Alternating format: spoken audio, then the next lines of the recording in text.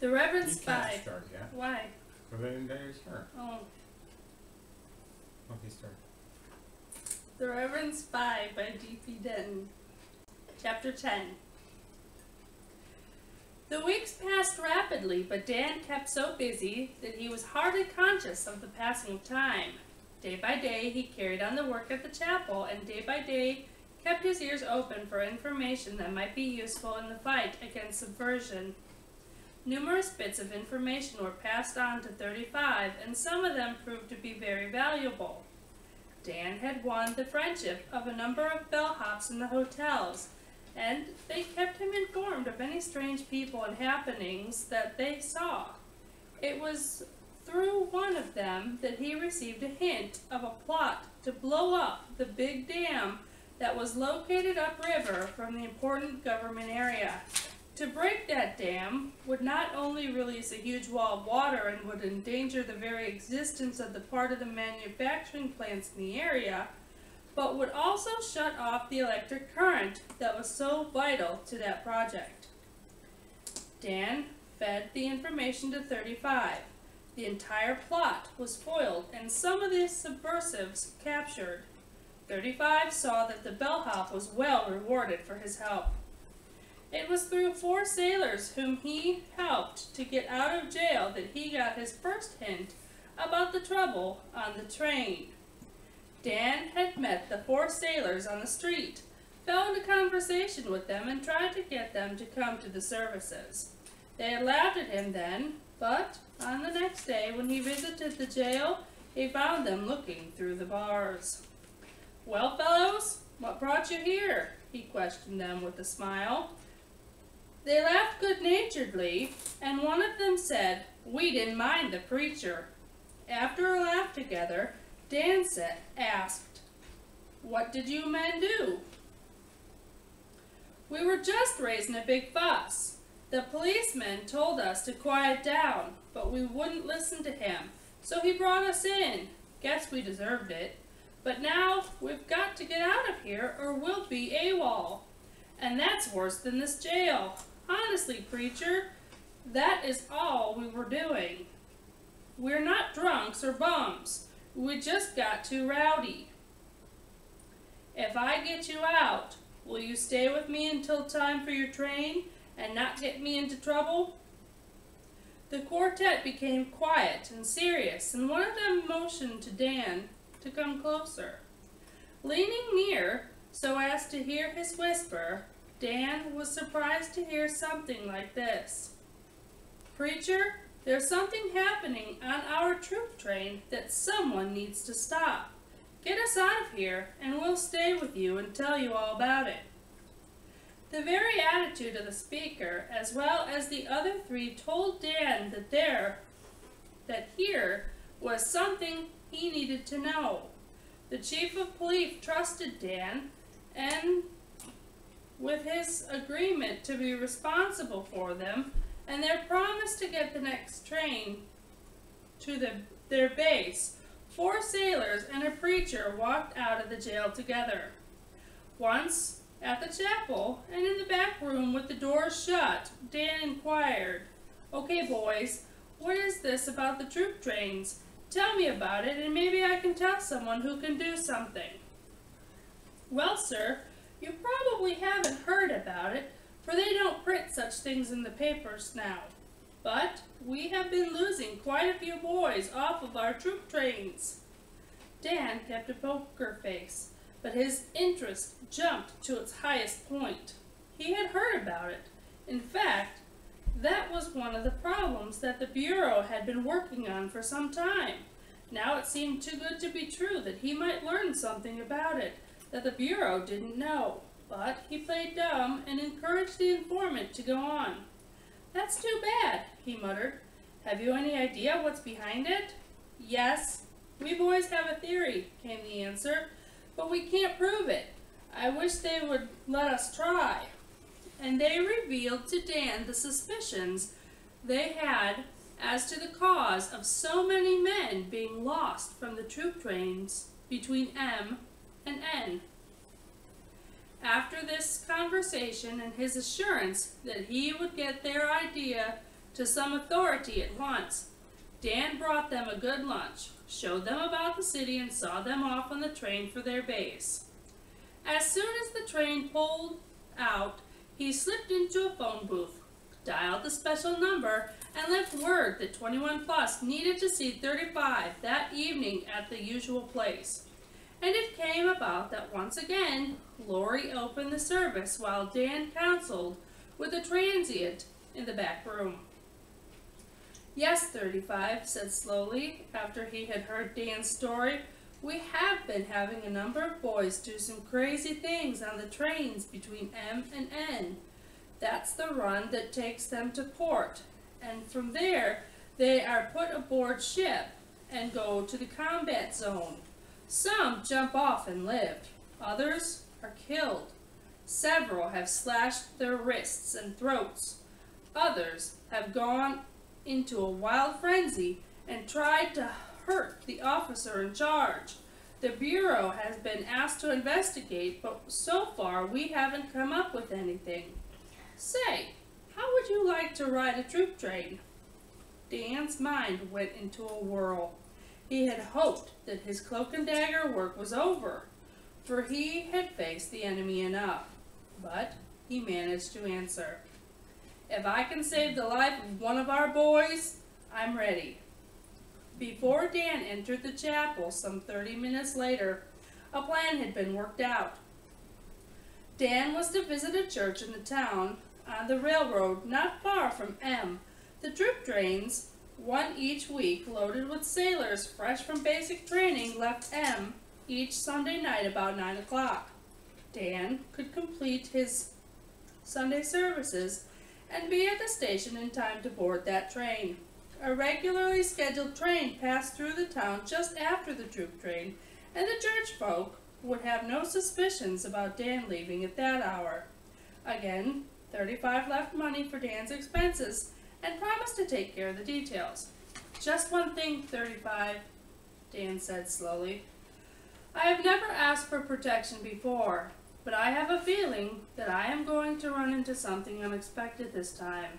I'm not a coward, but I have a hunch that I'm going to need help. Can you have another fellow on there with some protection for us?" 21 Plus, 35 said soberly. "No one can ever honestly call you a coward. You have helped to solve and stymie more espionage during your time with us than any of we regular agents. All of our men know about you and feel that it is too bad you can't get something out of it. Mr. Big himself has given orders that you are to have any help you want. Sure, I can have another man on that train, and his job will be to cover you." "Thank you," was all Dan could muster up as he left his transient out the back door and headed for the chapel. The little church at T seemingly were delighted with the visiting preacher on the next Sunday, and urged him to return every time he could. One man even wanted to stay with him at the station until the train came, but since the hour would be so late, Dan was able to persuade him to go on home. Dan was surprised to see a naval officer wandering about the terminal, and to notice that in spite of the fact that it was well hidden, he was armed with a pistol. Dan wondered if there was trouble on foot around the terminal, but when the troop train pulled into the station, the officer moved past Dan slowly, and he whispered, "They'll only stop for a minute. Walk on in. No one takes tickets. I'll board it at the next car." Dan started to say something and then stopped cold. This naval officer, no doubt, was his cover for the trip. Silently, he thanked God and moved on to the train. His excuse for boarding the troop train had been planned ahead. He was a minister from B and had a hurry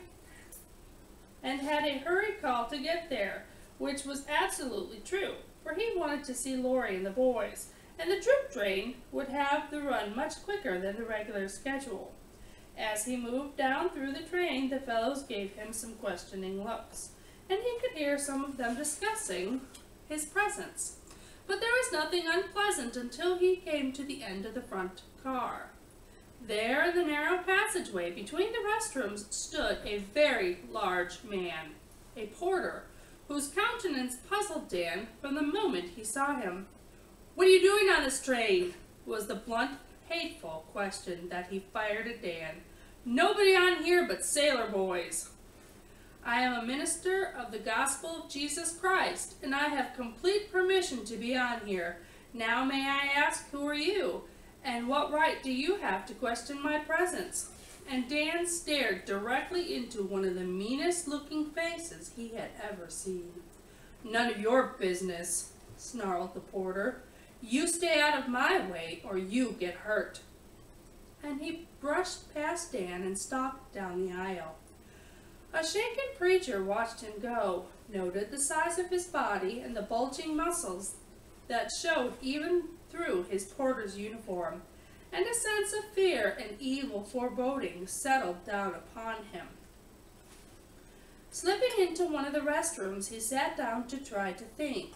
He had come on board this train as a minister, not as an intelligence officer. Only one or two people knew of his dual role.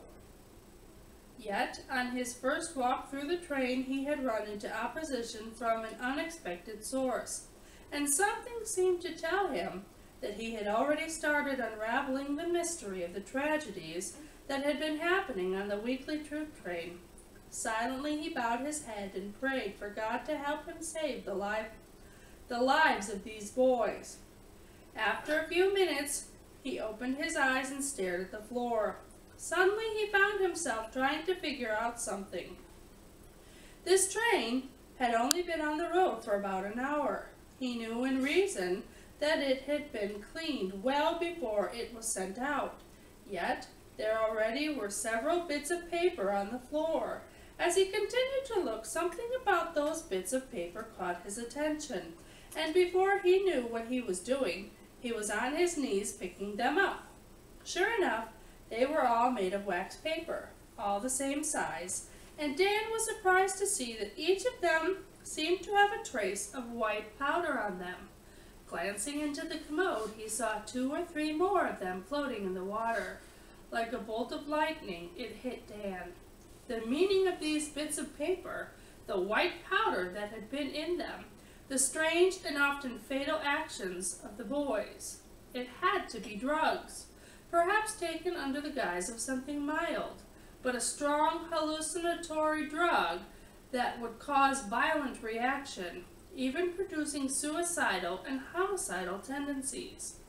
Dan was sickened at the thought, but was even more shaken by the thought that he already knew who was behind this and how it was being done.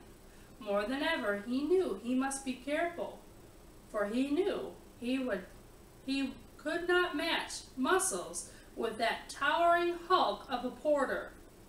Dropping 2 of the papers back on the floor so as to allay any thoughts of suspicions, and slipping the others into his pocket for evidence, he moved out of the restroom and down the aisle of the train. There were 4 cars on the train, all filled with sailor boys who were headed for combat. Dan moved out of the first car, through the second, and into the third.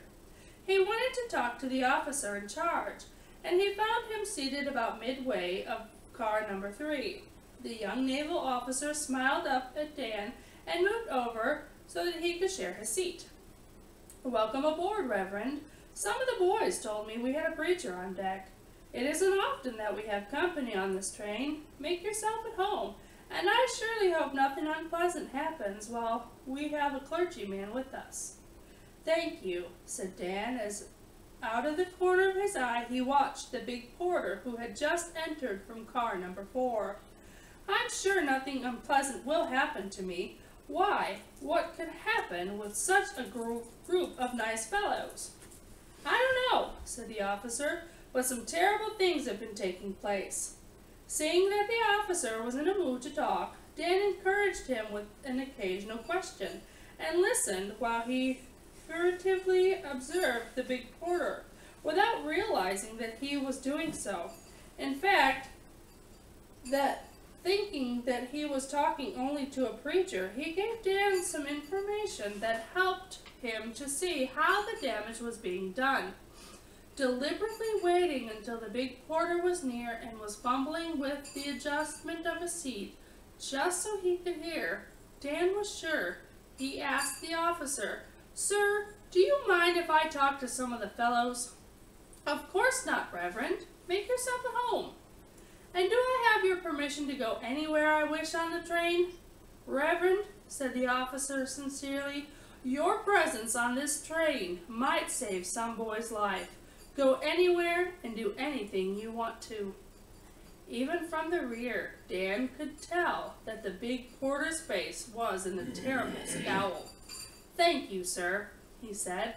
"Perhaps I can even pray with some of them." As the porter moved toward the front of the train, the officer talked and Dan watched, and bit by bit the problem and its solution unfolded in his mind. The same train and the same crew, including the porter, were used for each weekly train. The boys who had jumped off or gone berserk had all been the quieter and more withdrawn type, who normally would never create a scene. None of them had been gotten to a doctor in time for a real analysis of their problem. "Say, this porter you have, he's about the biggest man I ever saw." And Dan hoped that he might get some information about him. "He's a big one, all right," was the officer's rejoinder, "but he is the best porter I ever saw. Takes a real interest in the boys, jokes with them, does a lot of little extra things for them, and even keeps a bag of minor medicines up front.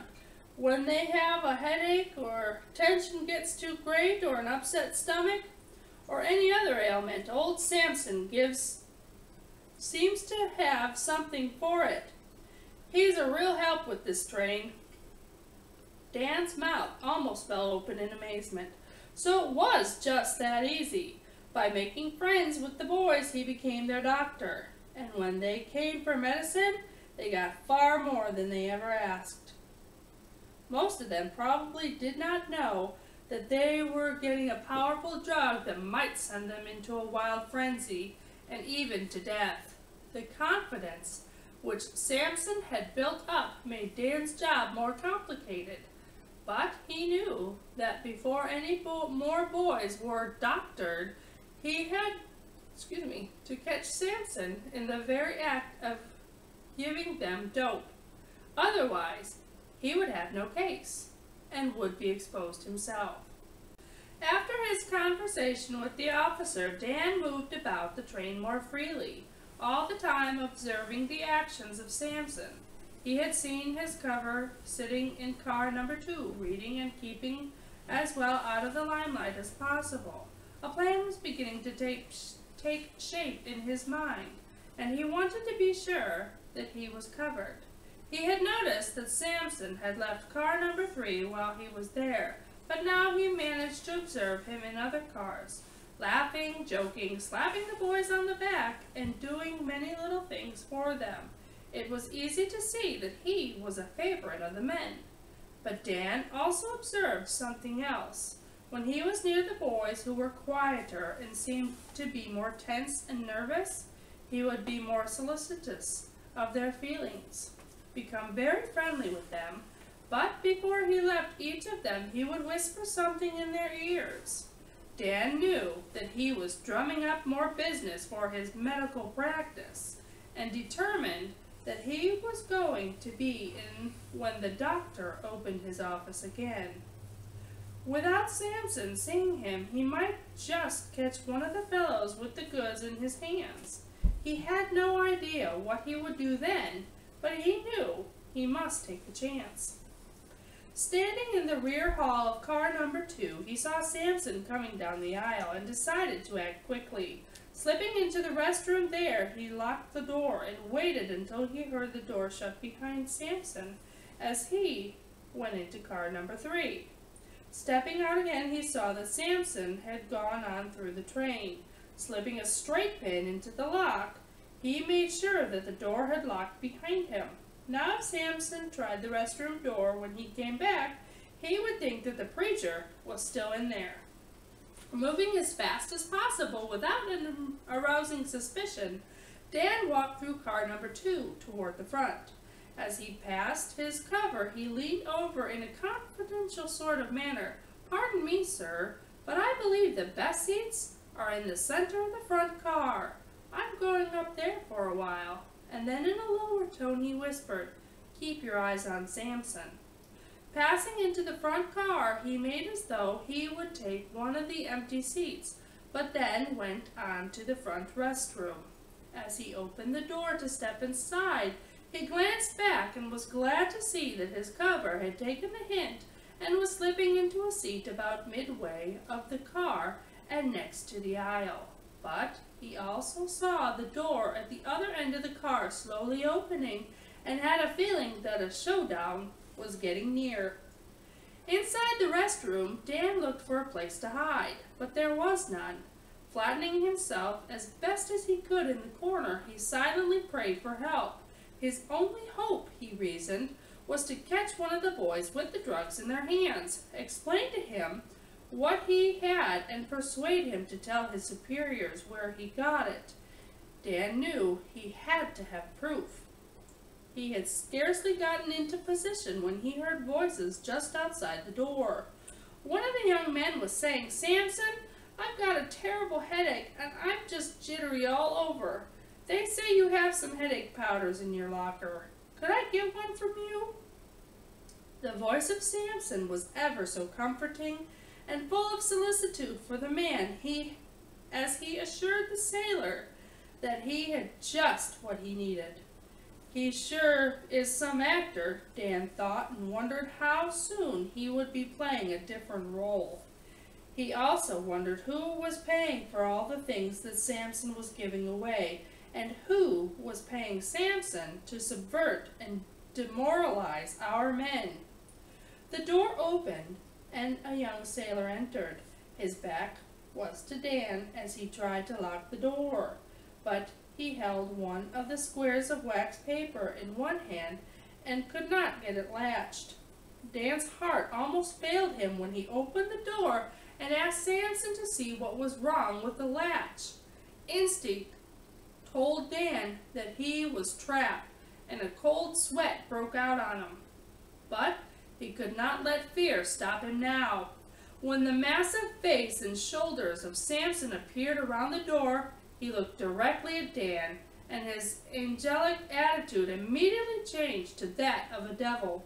The surprised young sailor stepped back to the other side of the restroom, and Dan saw that he had to pull a bluff or be trapped inside the little room where his cover could never help him.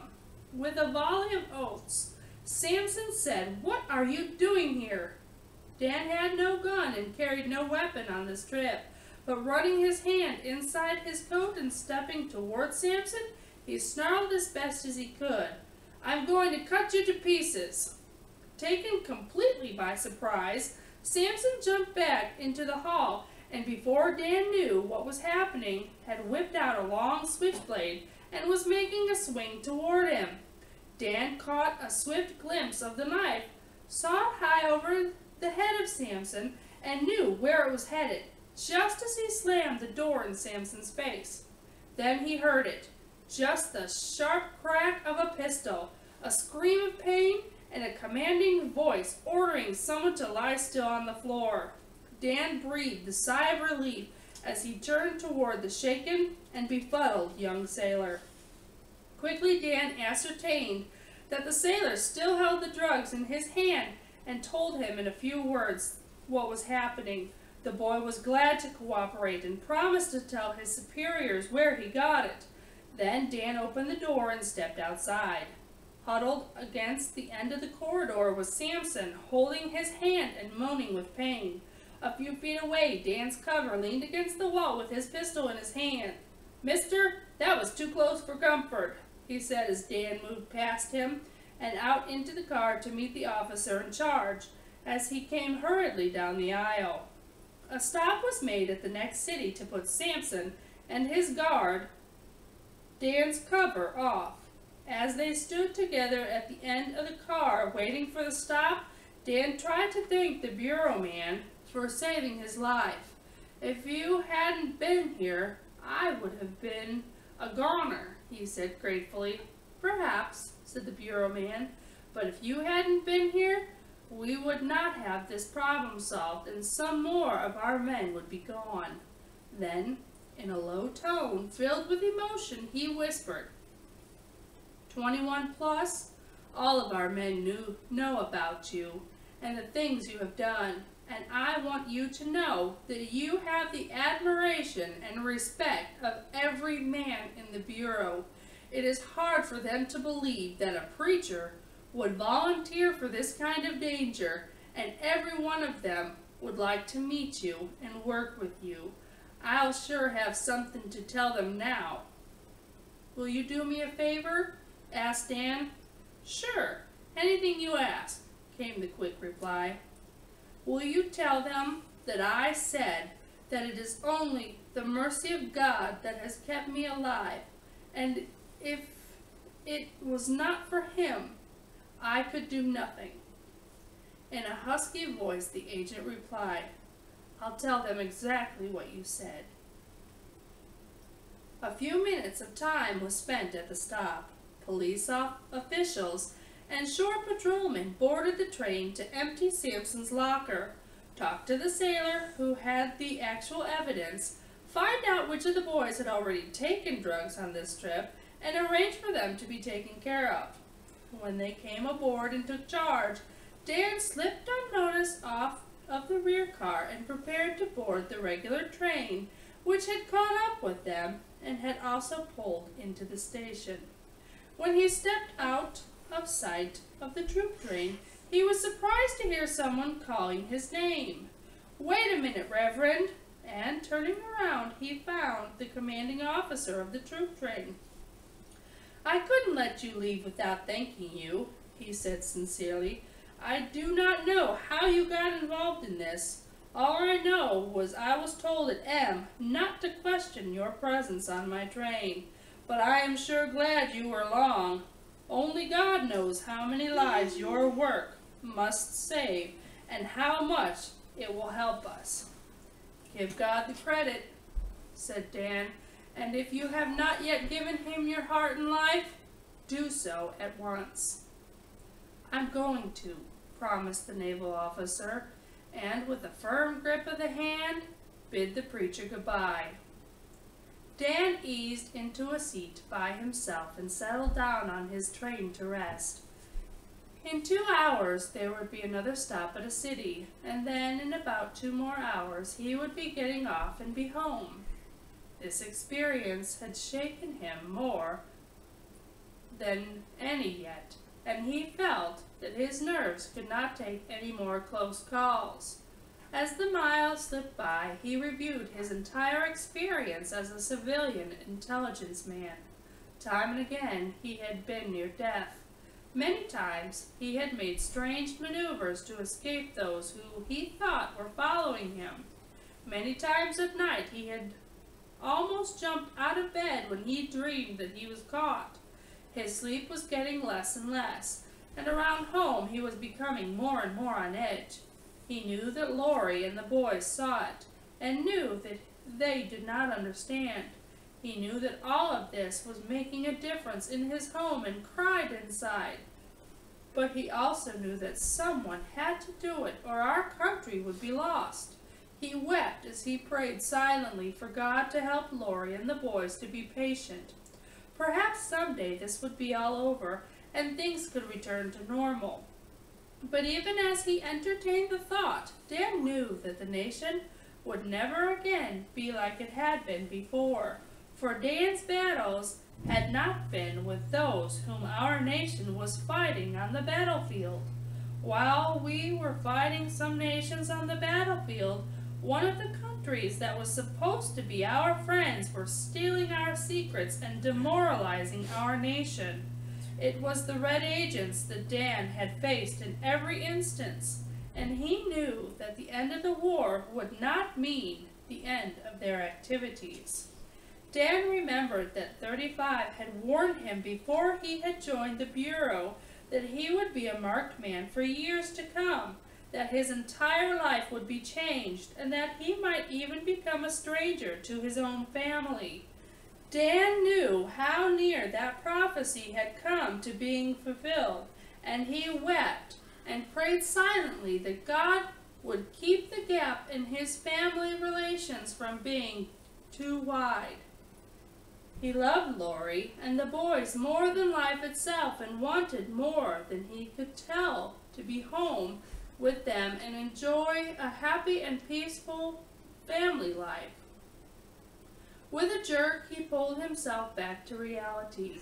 Sure, he wanted all of that, but the war wasn't over, and there were still millions of our men on the foreign fronts, and Dan knew that even as he dreamed of home and comfort for himself, many of our men were dying in battle. No, his own desires would have to wait. Our nation was still in danger.